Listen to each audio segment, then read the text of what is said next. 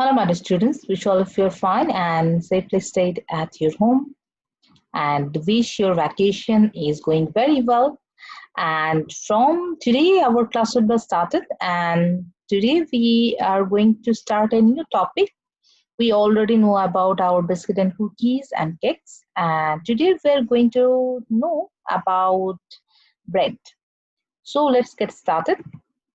First of all, we have to know actually what is bread. Basically you know what is bread. Actually, it's a product which is made from different kinds of ingredients like flour, water, salt, and other. And very important ingredient there is yeast. Okay, that in our most of the breads we prepare or we use yeast.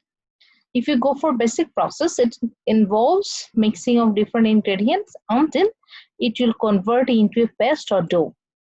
Okay, and after that it will go or followed by preparation into a loaf. Okay, what is then loaf? Loaf is like that is called a loaf. Okay, when you do give these kinds of shapes like bread shape, then we'll say that it's a loaf.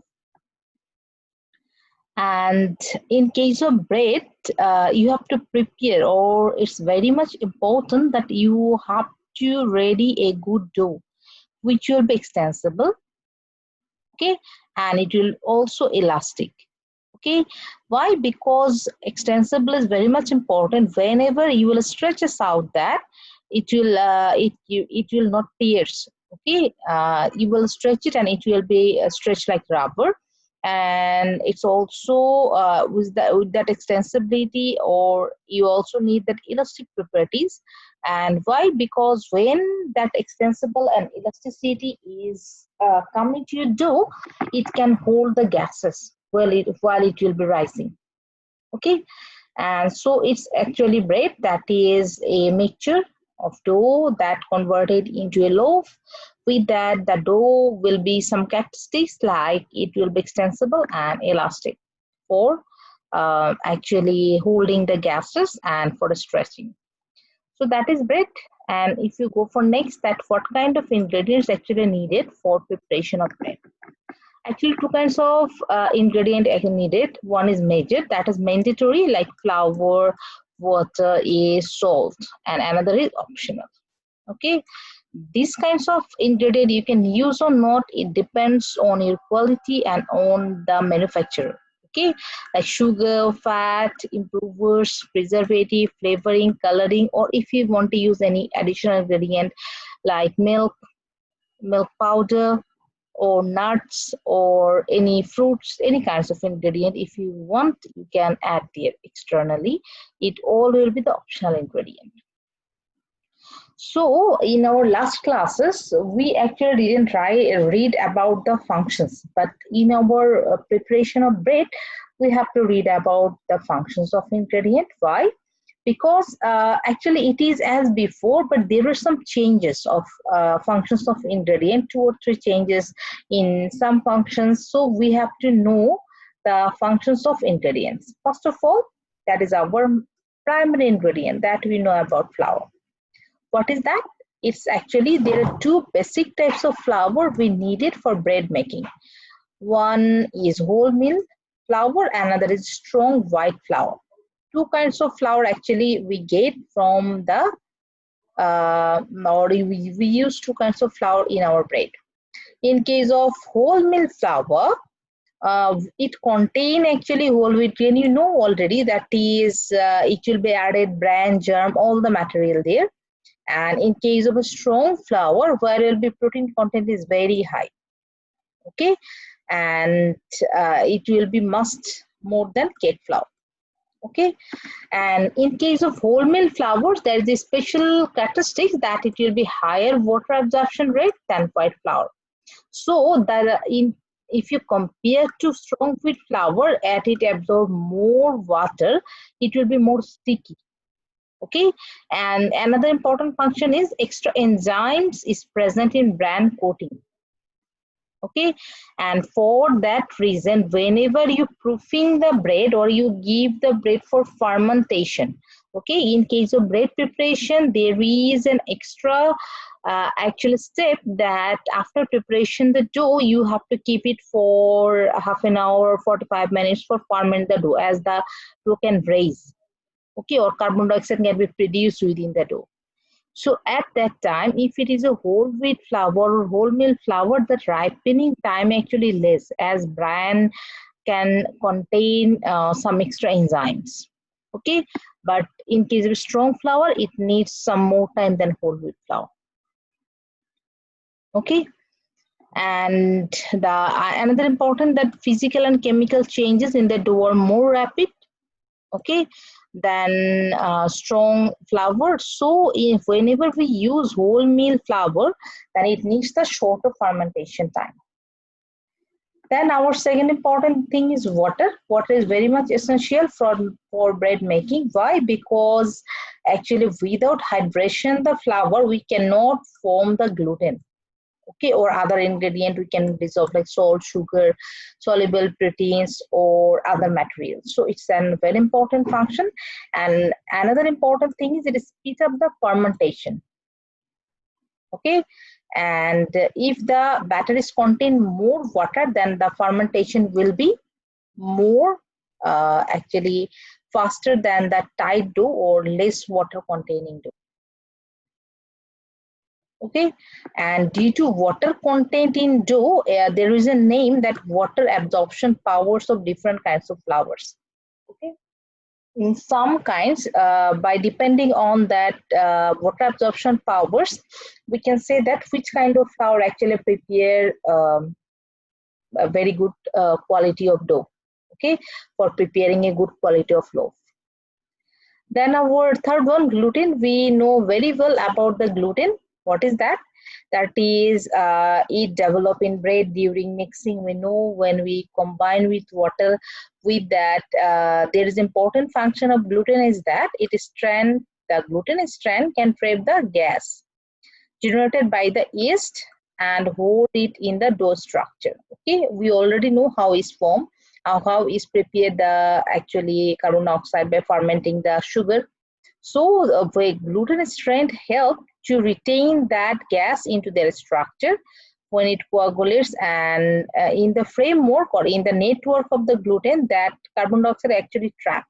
Okay, and the kneading, fermentation, and the knocking back are also important. Okay, what is actually knocking back? Knocking back means like that if that is a dough, whenever you punching it with your hands, and it's called, if sorry, it's not so much actually good hand, you can think that it's your hand, and if it is a dough, whenever you're punching that dough, the gas actually reduces from that ripened dough or fermented dough. It's called the knocking back. There is an image in our last of class, then we can check it more better. Okay, and so in gluten is very important for hydration or for retaining the gas formation of gluten or gluten network or carbon dioxide network. Then our fourth one is yeast. We already know yeast is very important for producing carbon dioxide from our sugar. With that, there are some functions of yeast actually in bread making. First one is that the gas is caught up in the gluten network, which arrests the dough. Okay, or for this reason, the dough can be aerated or can be risen. The second, it is the first function of dough, or first function of yeast. In case of second function, it's also very much important for producing a quality bread. Why? Because it assists the ripening or fermenting, you can also say like that, or mellowing or producing the network of gluten in the dough, so that when the item or bread is baked, the gluten is in the condition which gives actually more expansion. Okay, and at the same time it can also retain the gases. That means for preparation of with the preparation of carbon dioxide, it also helps gluten to trap the carbon dioxide, and that amount of carbon dioxide that after just go out from the dough during baking, that some carbon dioxide also can retain within the dough, which help at the last point of a dough for rising. okay, or for leavening. That is the second function of yeast. And that is the two important function. With that, and now the temperature, yeast works best actually between a temperature like 25 to 28 degrees centigrade. With that or above that that temperature, the yeast production of carbon dioxide will be weakened, and the carbon dioxide will be slow producing in the dough. And we cannot actually increase the temperature so much, because whenever the temperature will be 55 or 60 degrees centigrade, all yeast will be killed. Okay, and if it is temperature 25 to 8, it's very much working, or the yeast can produce more carbon dioxide. If the temperature less than that, actually then yeast works slowly. Or fermentation, if that more than 23 or less than 23, then it will be more slower. If temperature will be dropped out, then what happened? Yeast will not work. Okay. So a general rule like that, it changes in temperature of about 1 degree centigrade requires a change in fermentation time of 10%. That means if it is increase 1%, change will be 10% more. If it will decrease 1%, the change will be 10% less. Okay. And another important thing, it's already always mentioned that please don't use dry salt or sugar with the yeast, or you can also say that with the dry yeast or active rice, you don't use that directly, only with the yeast with dry salt or dry sugar. Okay, because the amount of more sugar or more salt can kill the yeast.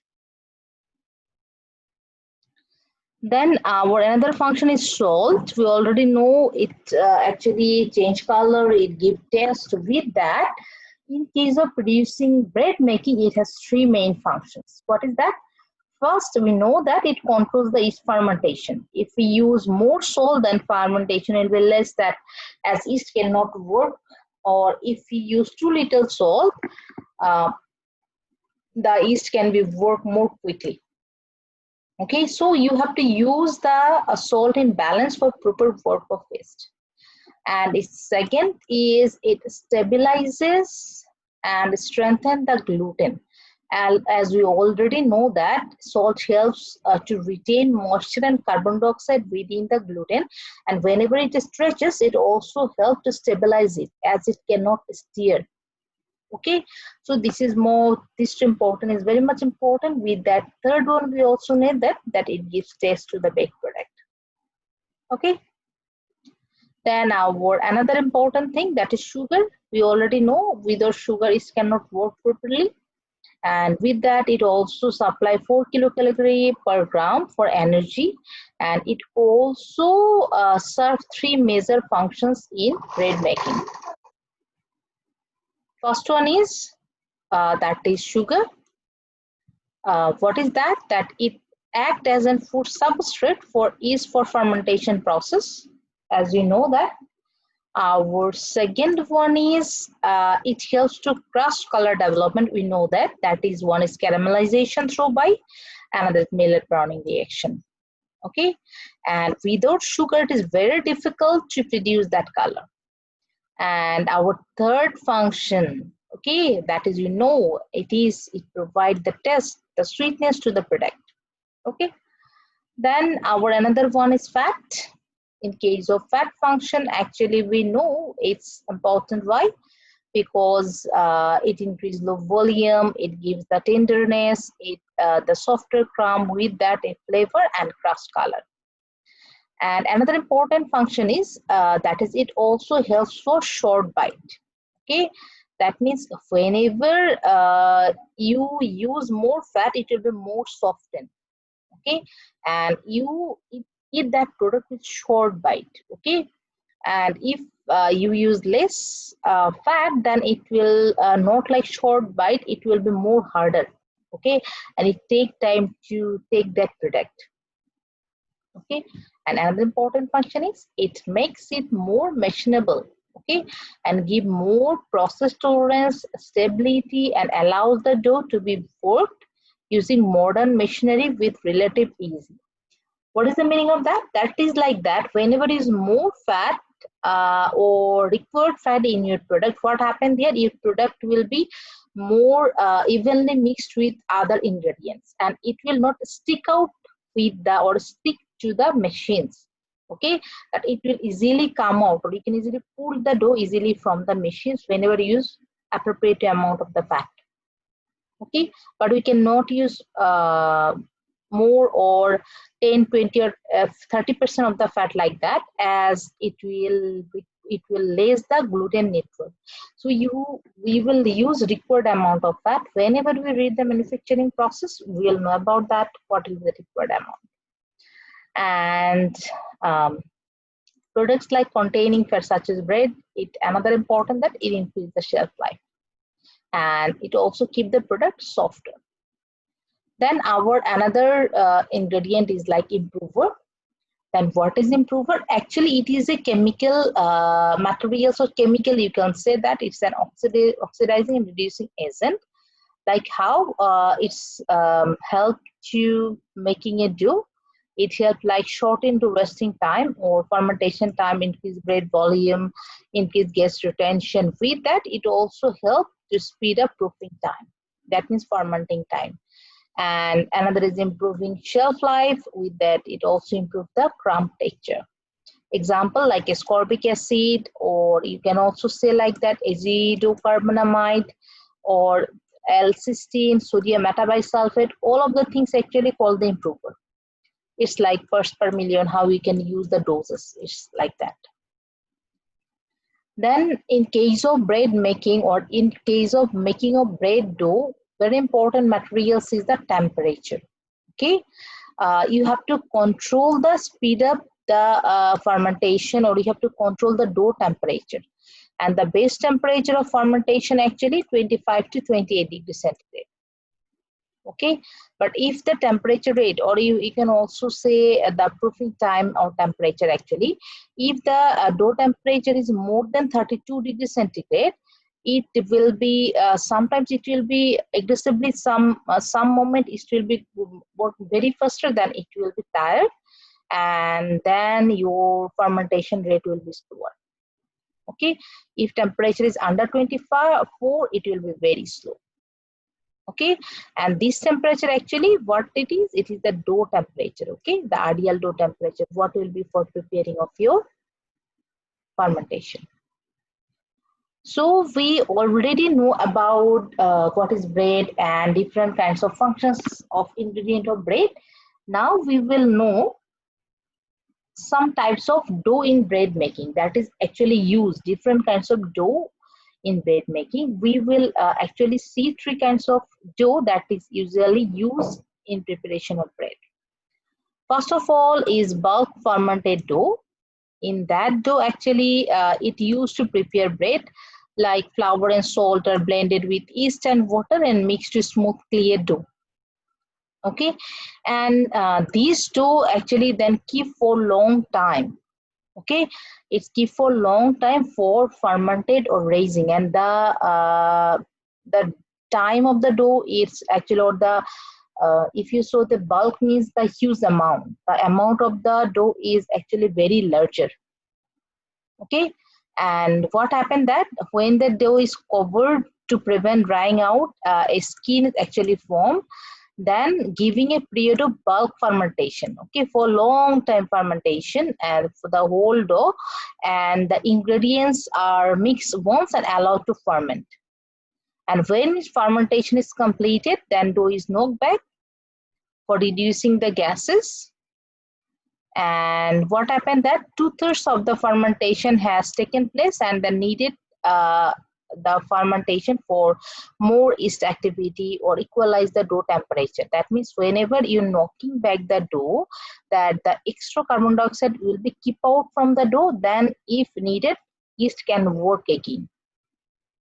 And when the fermentation is complete, the dough actually is weighed in different grams. Like if you're preparing, for example, if you're preparing 100 kgs of bulk fermented dough you have, then you will cut down the dough with divider like 1 kg or 500 gram or 250 gram. Then you will prepare the loaves or rolls.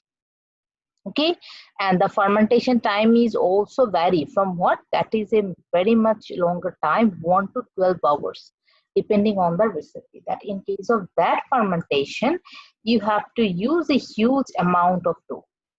Okay, that is called the bulk fermented dough. Then our second one is no time dough. It's in this process, actually we use with flour is salt and water, the improver that we already know. Okay, whenever we use all that material with improver and blend it, and it will take very less time. Okay, it take very less time, and in this process sometimes yeast is not used, sometimes a little yeast is used, but the fermentation process is very high. Okay, as it's needed very less time, it's called the no time dough. And this main ingredient actually here the improver, that chemical agent that speed up the fermentation. Then actually our ferment and dough, in that process actually it's a normal process or natural process, we can also say. Here yeast is used, and with that high amount of fat and sugar is used. Okay, which can allow the yeast activity or slow the yeast activity. Then what happened there, in the first stage the ferment yeast is blended into a thin batter and fermented with about 20% of the flour. Okay, and that means in first stage your yeast will be mixed with a thin batter, and 20% of the flour will be prepared with that batter and water. Then your yeast will be active and it will raising. Okay, and fermentation depends on the yeast content actually. Okay, the first ferment is then blended with the rest of the flour, salt, fat and milk powder to form a dough. And in the second or the dough stage is bulk fermented for roughly the same time as the ferment, the dough can be scaled. Okay, that means if we go for that, that is like that. In our first stage, you will prepare a dough like that. You will prepare that dough, and this dough then mixed with these kinds of flour. That is another, in this bowl you added in your second stage actually.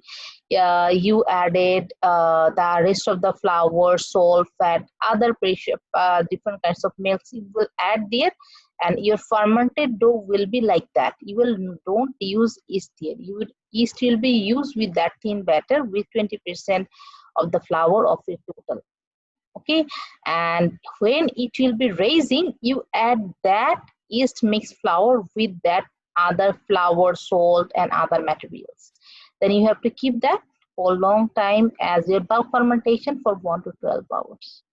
So actually these three kinds of methods mostly used. Without that there are some methods also used, but mostly these three kinds of methods are used for preparing the dough of bread. So in our today's class we have learned about our bread, their functions, what is bread, their function, ingredient function with the different kinds of dough. And that is the knockback image, how actually it's a raisin or leavening dough. Whenever you're punching here, the extra carbon dioxide gases will be keep out from the dough. It's called the knockback. So that was for today. Wish you understand my lecture, and the other parts we will discuss in our next class.